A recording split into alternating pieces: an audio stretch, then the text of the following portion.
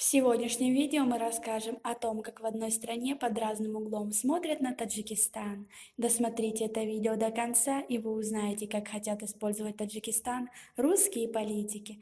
Подписывайтесь на наши обновления, чтобы быть в курсе о всех новинках на нашем канале, а также подписывайтесь на наш новостной телеграм-канал. Ссылка на него будет в описании под этим видео.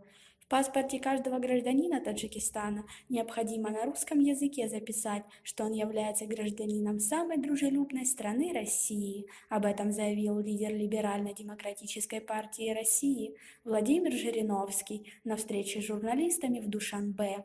По словам лидера ЛДПР, это будет вкладыш в паспорте гражданина Таджикистана.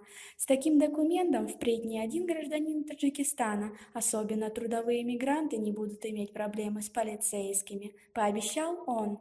Лидер российских либерал-демократов подчеркнул, что в Таджикистане избыток рабочей силы, а в России много денег. Нам необходимо объединить эти возможности и использовать их на благо развития Таджикистана и региона. Как вы относитесь к Жириновскому? Свои ответы пишите нам в комментарии под этим видео.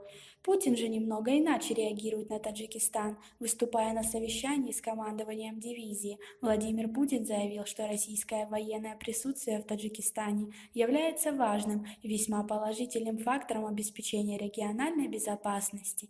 Россия планирует укрепление своего рабочего присутствия в Таджикистане, и президент Эмомали Рахмон поддерживает эти планы, сообщил Владимир Путин. Глава российского государства обратил внимание на нестабильность в регионе, особенно с учетом ситуации в Афганистане. Спецслужбами фиксируется значительная активизация восстановления структур Талибана в Аль-Каиды.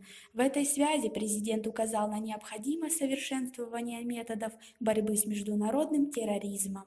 Важная роль в этой сфере, по мнению Владимира Путина, отводится российской дивизии в Таджикистане. Россия готова помогать Таджикистану, обеспечивая его безопасность и развивать его как современную и преуспевающую страну. На этом у нас все. Оцените наше видео подпиской и лайком.